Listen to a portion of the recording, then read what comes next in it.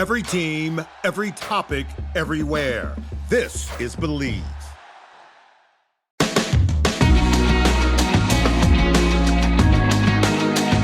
Welcome back to the Irish NFL Show.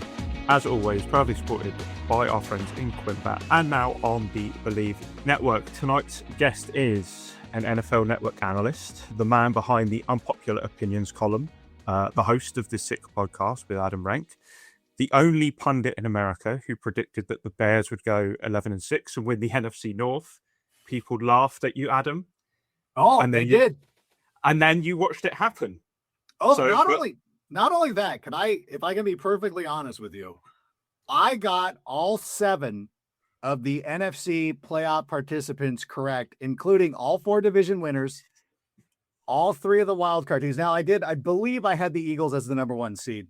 So if you want to dim me for that, it's funny though, because when I make bad predictions, and believe me, I do, everybody remembers those. They're still drinking up the 3-13 prediction from the 49ers years ago, which was horrifically bad, which is fine. But like not one actually like 3 Broncos fans were like, hey, Rank actually did this. You're like, nobody cares about that. It's how much you get wrong. That's what everybody cares about. So I'm ready to be wrong again.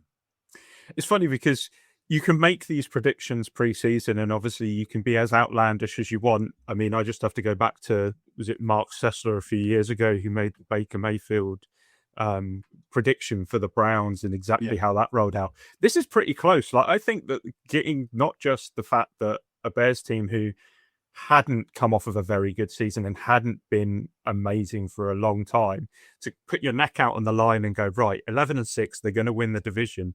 And then it happens is unreal. Are you gonna up it this year? I mean, obviously, I feel like the Rams have a really good team. Obviously, I'm kind of interested too because I live here, obviously in the United States.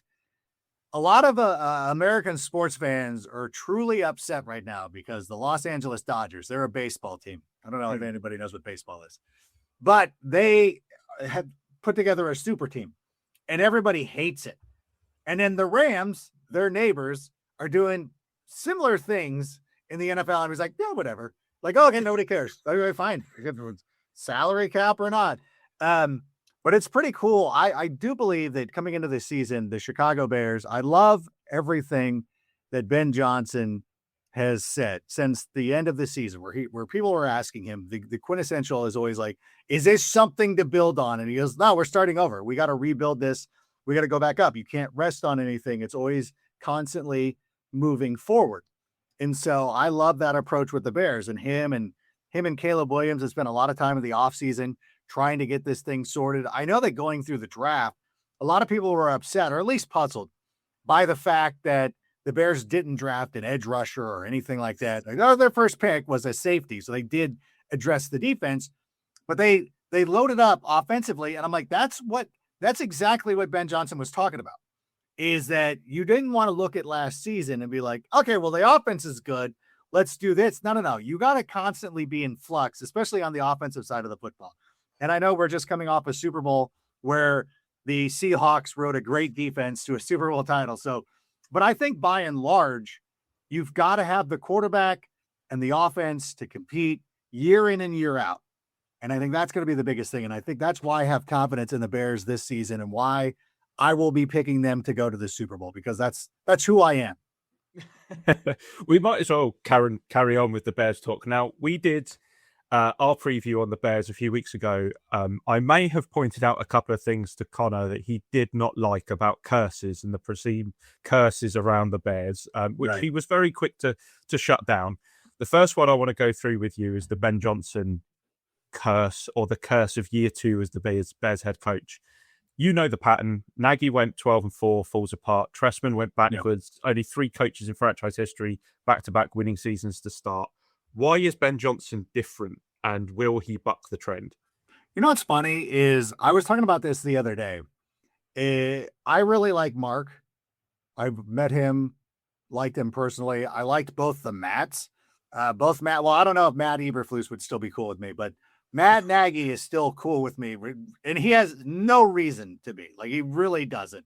And I would not be, if he was ever rude to me, I'd be like, I get it. Like, that makes sense. I really like them as people. I really did. But a lot of times when you were in their presence or talk to them, you get a sense of they're obviously great football minds. There's no disputing that. But you got the sense of like watching like John C. McGinley playing a doctor on television is different from him actually being a doctor. Like, he does great. I don't think there's anybody better at playing a doctor than John C. McGinley, who is Dr. Cox on Scrubs. Okay. I wouldn't want him operating on me.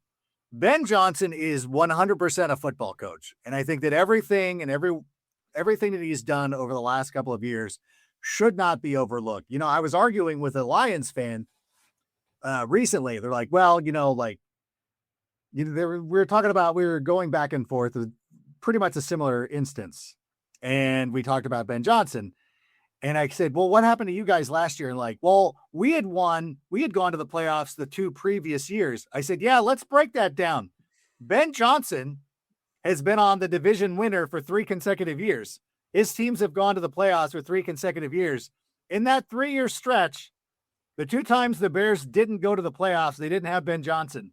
The 1 year the Lions didn't have Ben Johnson, they didn't go to the playoffs. What's the common denominator? I don't mean to sit here and describe math to people. However, the common denominator is Ben Johnson. Like this, I truly believe that Ben Johnson is the best coach in the NFL, to take nothing away from Sean McVay or Andy Reid, who are both very good. And to sit here, this is the first time in my life where we've had the best coach in the argument, top 3. Okay, I'll concede top 3. Kyle Shanahan, you want to throw in there too? Fine. He's a top 4 coach at worst. And you also have an elite level quarterback. This has never happened before in our lives. So everything that's happened up to this point really isn't a good control group. Like that's different. That's, like there's a reason why there's not a lot of skin cancer in Alaska, because there's no sun. There might be. I don't know. I don't know. I know that I'm an American and I just necessarily believe I'm an expert in everything. So I don't know if that's actually the case. So don't take my medical advice on that. I'm kidding. I don't know. I'm just like a vampire, like doesn't go out in the sun a lot. You know what I'm saying? Like, yeah. Vampires probably don't get skin cancer. I'm just saying that. So similarly, so that you can't judge anything in the past and put it and hold Ben Johnson to that. What I can hold to him is what his record is. And his record over the last number of years is pretty damn good. So the other curse that was promptly thrown back in my face with a mention of Patrick Mahomes from a few seasons ago is that Caleb Williams is a cover athlete for Madden 27. Yeah. And he's also said he wants to be the first ever back-to-back cover athlete. This season looks like a season where they're going to have to make some changes to the perceived cardiac Caleb vibe around there. Mm. Is that a superpower, or is it a warning sign that he is able to turn things round, but you get to a point where you've fallen behind that much? No, I think that what it does is it really puts an anxiety into other teams. I mean, Aaron Rodgers had a ton of comebacks when he was the quarterback of the Packers. Did you ever think like this is a detriment that he's like, no, you just knew that no lead was ever safe. And I think for a lot of fans in the NFC North, maybe not the Lions fans, because we've not been able to beat them, but I think for a lot of them, especially the Packers fans, there's going to be some PTSD of like, gosh, this guy always does this. And as a matter of fact, if it wasn't for a blocked field goal, the Bears would have had another rally against the Packers in their recent history. I do believe that it's one of those things that does weigh on a player's mind of like, oh God, you can never count Caleb out, never put him away. Tom Brady was the same way. Joe Montana did this a lot. Dan Marino, John Elway. There's a lot of great quarterbacks who went out there and were able to rally their teams and win when the game was on the line. Now, obviously, you would love to be putting teams away, be up by 35 points, not have to worry about that. But with the parity-driven NFL, that's never going to happen. That's probably never going to be the case. This isn't the SEC of the early 2000s. Everybody is equally yoked. So I think it is a superpower that he does it. But Ben Johnson has said himself, like, we would like to go out there and play well in the second quarter. A lot of the stuff that we've seen early on in training camp is them working on going into halftime with a lead for a change and what the difference that can make. So You do want to be better at that. I don't think that you ever want to put yourself into a position where you're down 3 scores in the third quarter of a playoff game, but you still know that we have the ability to rally from that. I agree. That is something you want to go out there and, maybe take a lead once in a while. Now, we move on to the rest of the NFC North because you are well acquainted with them, being a Bears fan. Detroit are the bookies' favourites, despite the fact that, as you've already said, they missed the playoffs last year. They've moved Saul back to left tackle. They've hired Drew Petzing from Arizona. Are they back, or is this an overreaction from the market, do you think? I don't think they ever went away. They were very good last season. They still won 9 games. They were very competitive. As I mentioned a moment ago, they swept the Bears. They just had a bit of they got a little bit unlucky. That's a really good team. Dan Campbell has built a credible organization that we should expect to be in the title hunt year in and year out. They made a change at the offensive coordinator, which should benefit them.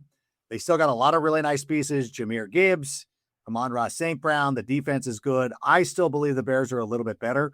I still want to see how the offensive line gels for them, because that is an issue. That is one of the, when you talk about reasons perhaps why the Bears could be in trouble, it's not about the curse of Ben Johnson or the second-year coaches or the Madden cover jinx or anything like that. Drew Dahlman retired. That's significant. We saw what happened last year with Detroit with Frank Ragnow. So one of the reasons why Detroit was so good was because there was so much continuity on the offensive line. So if Detroit is going to go out there and make the playoffs again this season, it all comes down to the offensive line. And I'm confident that Detroit's going to be very good. They're going to be in the mix. Would I be in the predictive market on them winning the division? I wouldn't, but I think that's a definite playoff team to me. There's 2 big stories around the Packers. The first we'll touch on is Micah Parsons and the fact that he could be out until week 6, week 8, halfway through the season. Does that affect the race to begin with? Is it all about trying to gain yards, should we say, on the title there and wait for the Packers to kind of catch up towards the back end? Yeah, I think, for the division race, it could have an immediate impact because everybody in this division is legit. And you don't want to lose any ground, and you don't want to lose any divisional games or anything like that. So there is going to be a little bit of a concern about them not getting out of the gate as well as they would like to. However, again, like the Lions, this is a very well-constructed football team, a great organization that has been an annual playoff contender since the early 1990s. So the Packers are going to be in the mix. It's actually sort of scary because if they can just scuffle along, they don't need to race out to a 5-1 record or anything like that. As long as they're still in the race, and then you get Micah Parsons back, that is something that would cause concern for anybody who not only roots for a team in the NFC North, but anybody in the NFC. And I'm already fast forwarding ahead. I forget which are they the Blackout Wednesday game, or are they one of the Christmas games? There's a game where they play the Rams. That's just going to be exciting. And you're like, oh my, I think it is before our Thanksgiving break.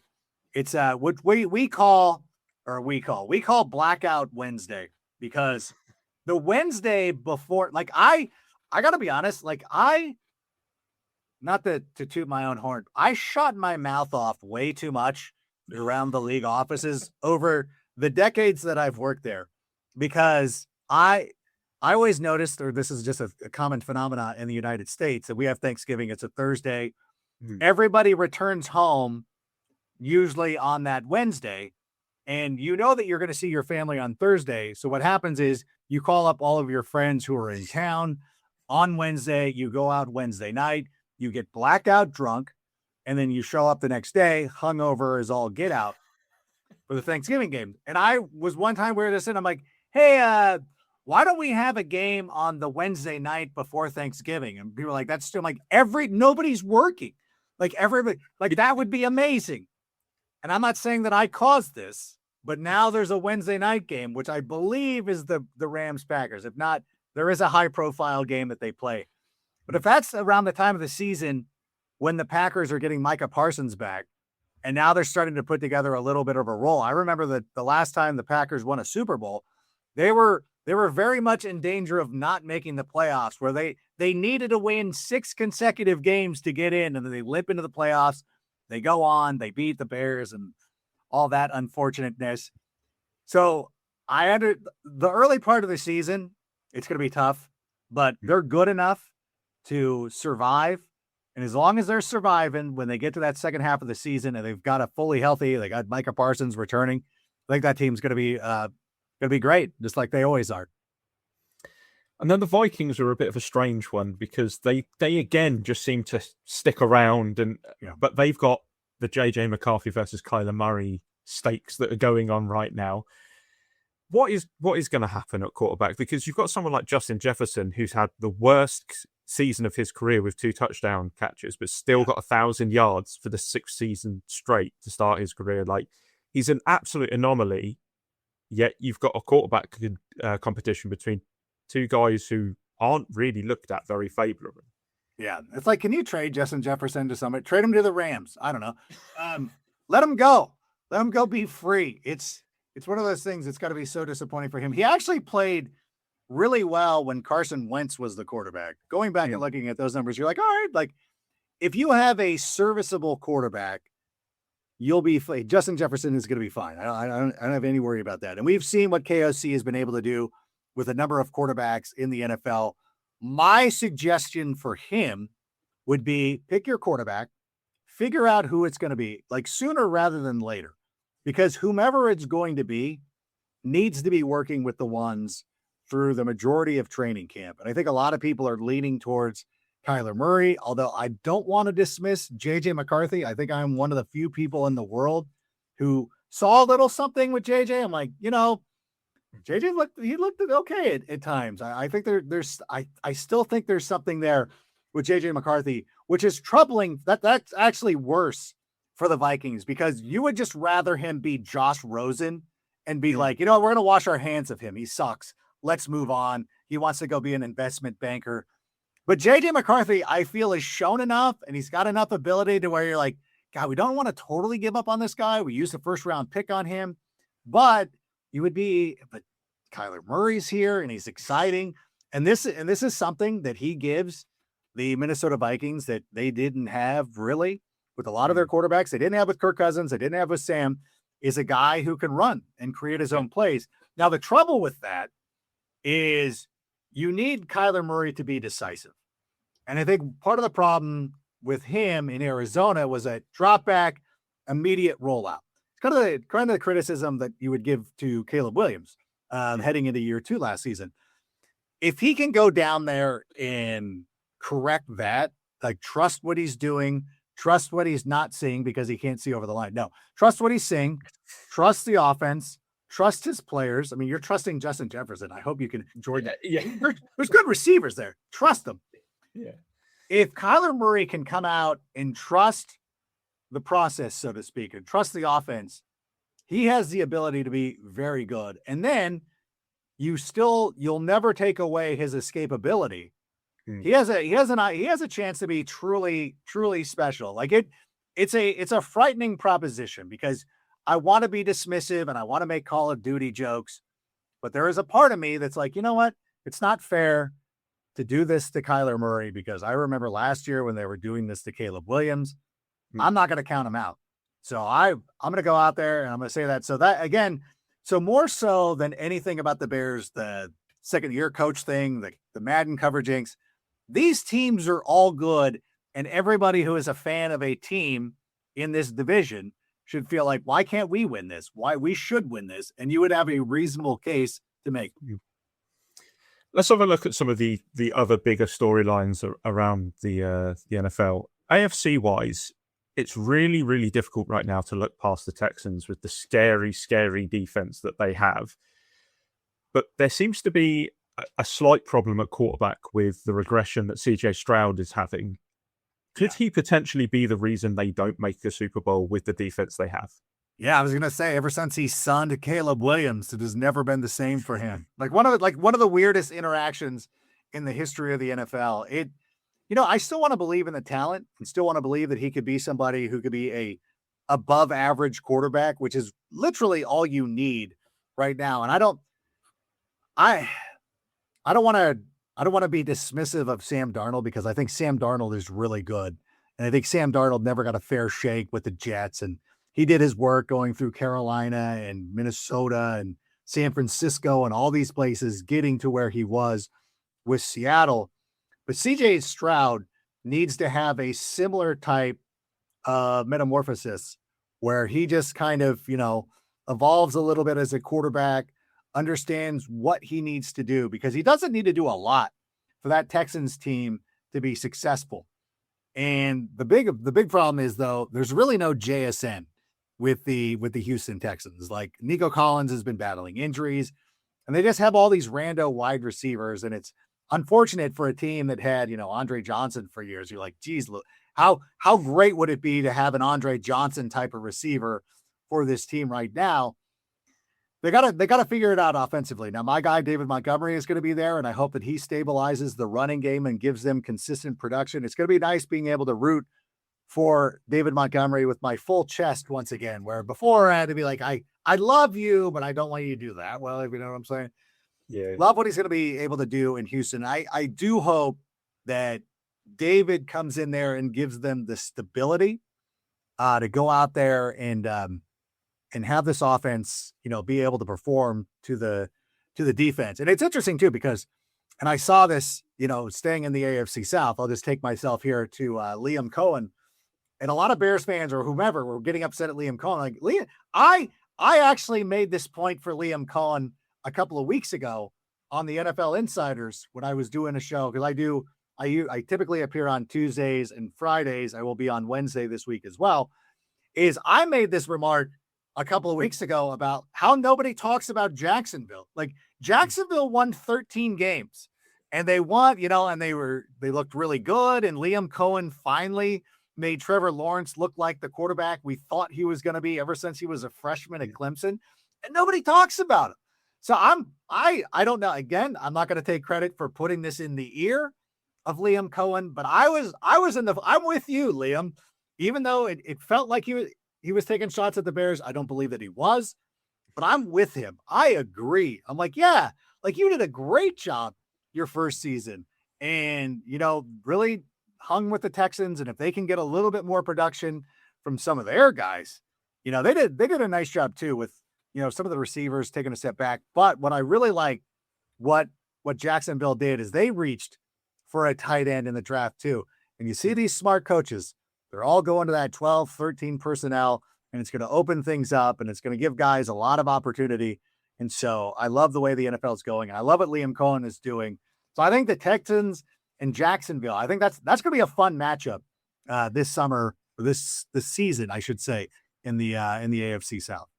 It's almost like you've read my mind, because my next question was literally about the Jags having won 13 games and they are favourites to miss the playoffs. That's crazy. Like, the market disrespect on a divisional champion is just unheard of, really. And it is crazy. They just don't. The thing with Chicago's been around. I mean, they're one of the oldest franchises in the NFL. They've been around for 100 years in a major American city. So it's like they're always going to get a lot of the publicity, so to speak. Like, they're always going to, and the fans overreact. Jacksonville, while they have a great fan base, the Jags fans are amazing, truly awesome. Not population wise a huge city, not a huge media market. So then people just kind of dismiss them, which I think is unfair to them. But also Liam Cohen's doing the right thing of trying to rally his team around the fact that everybody is disrespecting them. We spoke about Sam Darnold earlier with the Seahawks. Has there ever been a weirder quarterback redemption arc than what Sam Darnold did? And do we think that the Seahawks can repeat? Because they have lost a few key pieces, but the majority of it is still there. Yeah, no, it's true. I would say there was a weirder one before you were born. A gentleman by the name of Jim Plunkett, who was a number one draft. He was a Heisman Trophy. I think it was a Heisman Trophy. I'm pretty sure he was a Heisman Trophy winner. Was he? Was he not? But he was well regarded coming out of Stanford. He was drafted by the Patriots, I think it was. And then he kind of bounced around, flamed out with the Patriots, went to San Francisco, didn't do very well. Then was brought in to be the backup quarterback for the then Oakland Raiders in 1980, backing up a player named Dan Pastorini. And then Dan Pastorini gets hurt. Jim Plunkett comes in, wins a Super Bowl. And the Raiders at the time, this is back in the day when just 4 teams in each conference made the playoffs. The Raiders were the first wild card team to ever win a Super Bowl. 3 years later, the Raiders win the Super Bowl again, this time knocking off Washington. And Jim Plunkett is the only eligible quarterback who has won 2 Super Bowls as a starter and is not in the Hall of Fame. So I think that would be the weirdest, but you have to be a real history buff. So as you guys are hanging around the pub or whatever, if you want to drop that knowledge, you don't reference me. Just say that, I don't need the credit. You're fine. I don't need the credit. Just go out there, drop that little bit of knowledge, impress the friends and all that stuff. And I'm happy for Sam Darnold. I do believe that defense of the Seahawks is going to continue to make them very competitive in the NFC. However, Clint Kubiak leaving is one of the ones that really stands out to me. Like, how much of that was him? We saw when this has happened to Seattle before, because they had was Liam Cohen in Seattle? No, he was, yeah, but Dave Canales. When Canales left and Geno Smith took a step back, and like, is this going to be a similar type of situation? Is this going to be tough? How is this offense going to run? What's it going to look like? Could this be? Because I know that, like, as I've been doing my fantasy drafts, like, one of the players I've been sort of fading has been JSN. And not because I don't like him or don't like the talent, but I'm like, I really don't know what this offense is going to look like. Kenneth Walker is gone. We don't know if the rookie is going to be able to carry the load there or whatever it's going to be. So Seattle's got some questions. Still very good, still very competitive, but in a division with the Rams and the 49ers, in a conference that has the NFC North. We have the Dallas Cowboys getting better. What happens with Washington? There's a lot of things going on. I think it's going to be tough for Seattle to get back there. I'm rooting for them. I've always been a fan of Sam Darnold, and I will continue to support him, but I think it could be rough for them.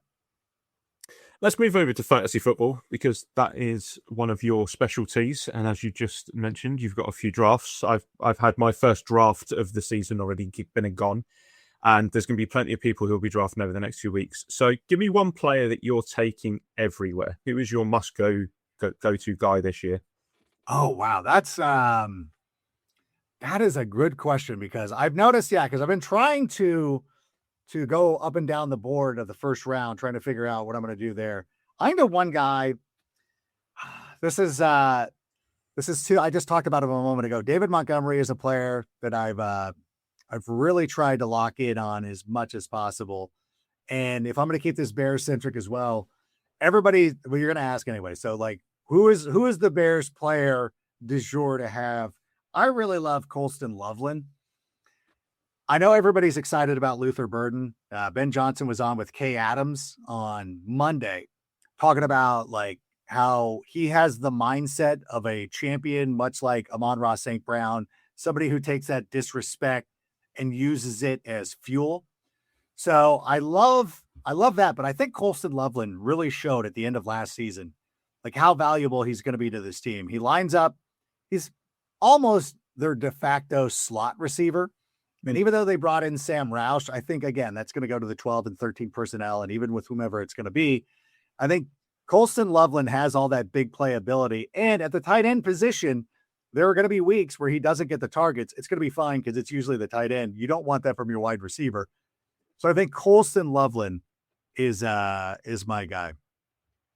Is there a guy that you're looking at and you're thinking there is no way that I am drafting him at that current price? Like, he is just too overpriced, too overdrafted, too high. You know what's funny? So we were talking about this the other day. And the 49ers re-signed Ricky Pearsall's out for the year, it looks like. They re-signed Deebo Samuel, and I was in a production meeting, and they're like, hey, and I was like, for the insiders, I'm like, I know you guys are breaking the news down and doing all that stuff, but it really would help. But like, it's not a bad idea to just come in and be like, hey, fantasy-wise, this is what it means. Now, a lot of people are like, well, Deebo's there now, so you wouldn't want him at all. And I'm like, you know what? I go the other way. Like, I really do. I go the other way, because I feel like when the 49ers resorted to bringing in Deebo Samuel, what they really signified was we don't have any more ideas. We don't have ideas. Kind of like when Saved by the Bell was like, hey, Zach's already dated Kelly and Tiffany, Kelly and Jesse.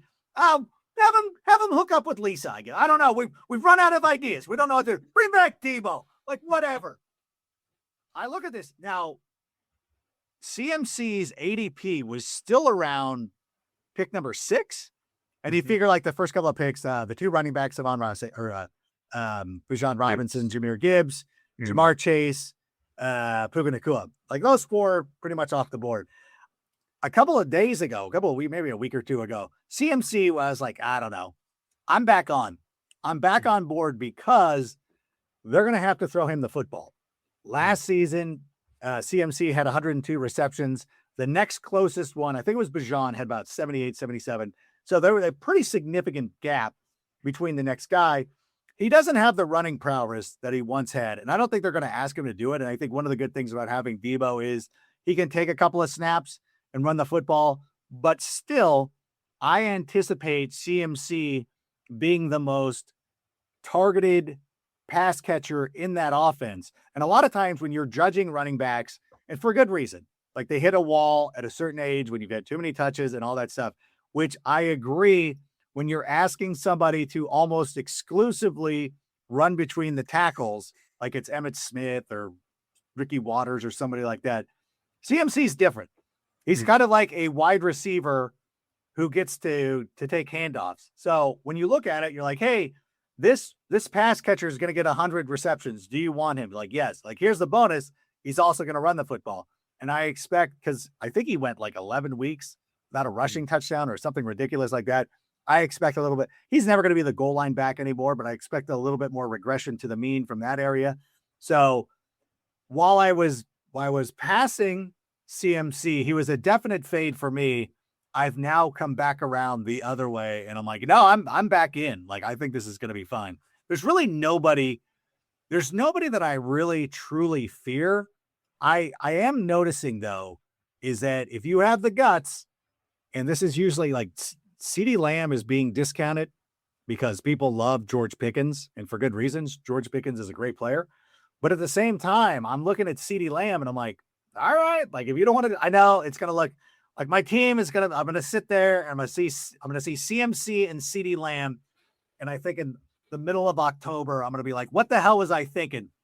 But at the same time, but I also take wild swings on players like Jadarian Price, for instance, going back to the Seahawks and being like, well, I got this guy who's saving me. I always end up with somebody who saves my behind like that. I forget who it was. Oh, JSN was one who I had last year, but forget one of the other breakouts. I actually had Emeka Ibuka and flipped him when he was good.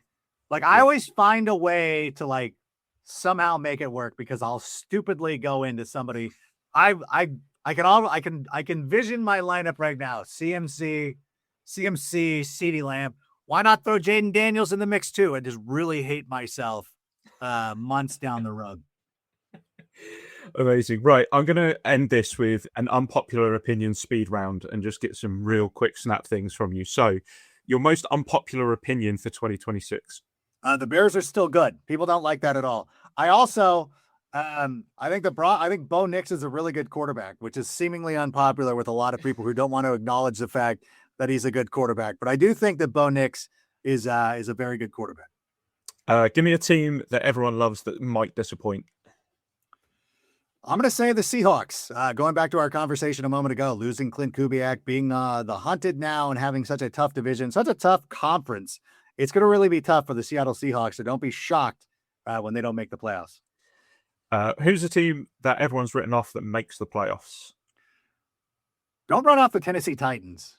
I think that there could be something cooking down there with them. Cam Ward in his second season being able to work with Brian Daboll. And I do love the fact that the majority of that coaching staff is all bald. I don't know if you ever look at the roster. Like I look like I would fit in with that group so well. And like I would be good, but I think Tennessee is a little bit frisky. I think that's a good under the radar team, especially with Jacksonville and Houston, everybody worrying about them. People are wondering, hey, can the Colts recapture the magic that they had at the end of the last season. I really think the Tennessee Titans are a under the radar team that everybody should be watching. Who do you think is a superstar that might get traded this year? Ooh. I mean, I don't know. I'll just say Max Crosby. Max Crosby seems too inevitable. That just seems like the one that could go somewhere. That's the one thing about the NFL. I wish we had more like awesome trades. And we did have one. Like I remember being out at Friday Night Lights. So my daughter, who is 11, she plays in a flag football league. And it was a Friday night. The Max Crosby trade went down on a Friday night. So everybody's phone, all the dads, and sitting there looking at it, and people like, Rank, did you see? I'm like, I'm coaching a game. Leave me alone. I feel like that's going to happen. I think Vita Vea. I wonder too, you know, what's funny is, and again, I don't know how the parameters move, but if Tampa Bay really doesn't want to re-sign Baker Mayfield, which I think would be a mistake, and there's a big time quarterback that goes down, I think Baker Mayfield, maybe that's somebody that looks, I don't know. And by the way, I don't know if Anthony Richardson counts as a superstar. Where is Anthony Richardson? I've lost track of him. Oh, yeah, he's somewhere on the Colts, just backing Is up he Daniel still? Jones. Like I was thinking about that. I was thinking about that this morning as I was putting something together. I was like, is Anthony Richardson still there? Like we were doing a rundown for Wednesday. I'm like, wait, where is he? Like, oh yeah, like it's tough to imagine. Like, oh yeah, that's right, he's still there doing nothing. I feel bad. He's the nicest. He's such a nice person. Like I feel bad that everything that's happened to him. Two more. First head coach that could get fired. Oh my gosh. Who is Zach Taylor? I don't know. Maybe. No, they don't want to. Yeah, maybe. Yeah, things don't go well for Cincinnati. I could see that being a problem for them. Like it was kind of a shock that he was even asked to come back. So I think that maybe Zach Taylor, that could be it. And then the last one, you've given me the Bears. Who is the AFC Super Bowl attendee? I'm going to go with the Denver Broncos. I really believe last season they would have gone. They should have been the team. They should have gone. They had it right there. Actually, if they would have gone out into that game and not allowed Jarrett Stidham to throw a pass, they go to the Super Bowl. Like just go out and run it. You know, honestly, that's one of the things, like when I think about Anthony Richardson and the skills that he possesses, that's the kind of backup quarterback I actually want. I know that they're trying to find like, hey, a mold of your starting quarterback. Like, no, I want the gimmicky guy who can just run around, like whomever it is. Even Daniel Jones would have fit this too, or anybody who has great scrambling ability. Is if you go out there, like imagine if it was, let's say Justin Fields last year. Let's say Justin Fields was the Broncos' backup quarterback last season in the AFC Championship game. In that game, like, will these guys be able to sustain their success over the course of 17 games? Obviously not. But for one game, when you really don't have a lot of time to prepare for them, I mean, even like Taysom Hill, where you're just like, bro, just take a direct snap and run. Just do whatever. Just go out there and run. I know like the 49ers have done it a little bit differently. We've seen like Mac Jones have great success backing up Brock Purdy to the point of like Brock Purdy rushes back from injury because he's like, wait, Mac is almost doing too well. I don't want to get Purdy'd out of a job. Yeah. But I think for all these other teams, when you're looking for a backup quarterback, like I just want the scrambling guy who can just run and take direct snaps and do quarterback runs and all this stuff. Because for 1 week, all you need to do is win. And it might even be during the middle of a game. Like it's such a huge change up to teams that you're just like, oh, I can't figure this out. I don't know. Can Will Levis run? I don't know. Like that's a bad one. But like somebody who's just like, can you run the football? Like, you mind like, you know, doing something like that. So that's a long way of saying, I think, but Denver should, but Denver defense is good. I mean, as much as we love the Texans defense and it's great, I think Denver is on par with them. I think Bo Nix continues to develop as a passer. I think their running attack is okay. And they got Jalen Waddle, which I think really solidifies their wide receiver room. And I think that was the missing piece for them. So I got the Bears and the Broncos as my Super Bowl participants. and that is the Broncos with Taysom Hill, who Sean Payton has said Oh he my wants to God. bring in for a I reason. told Sean the other day, I said, don't get this in your head, but he's going to do it. He's going to do it. Taysom Hill's going to be a Bronco. I'm like, dead gummit. I'm going to be sitting there starting RJ Harvey one week and like, Taysom Hill scores 2 touchdowns. You're like, should he be a tight end? Like, don't do these arguments again, please. But I feel we're headed that way. It's like fantasy hell, isn't it? Oh, yeah, absolutely. Adam, thank you so much for joining me on the Irish NFL show. For all of those listening, you can check out all our other podcasts wherever you get them. But once again, Adam, thanks. Thank you so much. Appreciate you.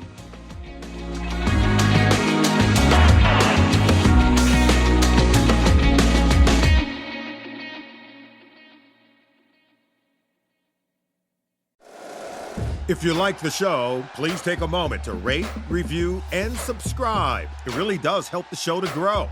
Thank you for listening.